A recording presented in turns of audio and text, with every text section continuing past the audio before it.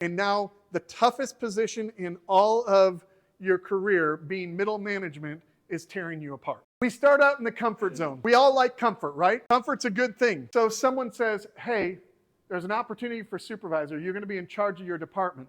And they're thinking like machinists, and all of a sudden they start leading their peers, and now they're in charge of the people that they were working side by side with. And what happens? They start dealing with fear because they have to tell someone that their part isn't getting through, or that they're doing something wrong, or that their times are off, or that they have been late to work 3 times in the last 2 weeks and you're not going to accept it anymore.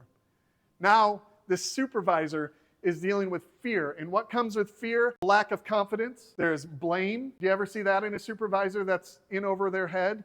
Well, they did it, or if only my operator would have done it this way, it wouldn't have been a problem. So it's not really my fault, it's their fault. And my previous person didn't train them the way they should have, and now I'm having to clean up the mess.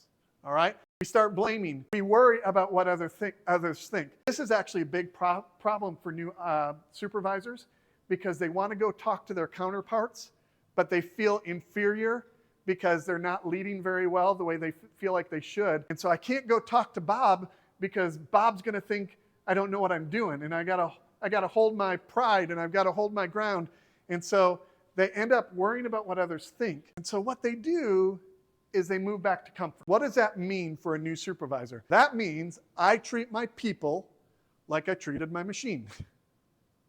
Right? When my machine didn't do something right, I would smack it, or I'd yell at it, or I'd get upset, or I'd be like, somebody's got to fix this, or whatever the case may be. And so I start treating people the way that in my career I treated my machines. I get a little more aggressive. I get a little bit more forceful. I get mad at it, and I talk to it in ways that I wouldn't talk to someone I cared about. And so I start treating my people the way I treat my machine, because that's how I'm comfortable, is dealing with a machine. How's that going to work? Are your people and machines wired the same way? There's going to be a breakdown there. And what's going to happen is you're going to create a miserable team underneath you. That's going to make you miserable. It's going to make your leadership upset with what's happening in your department. And now the toughest position in all of your career, being middle management, is tearing you apart.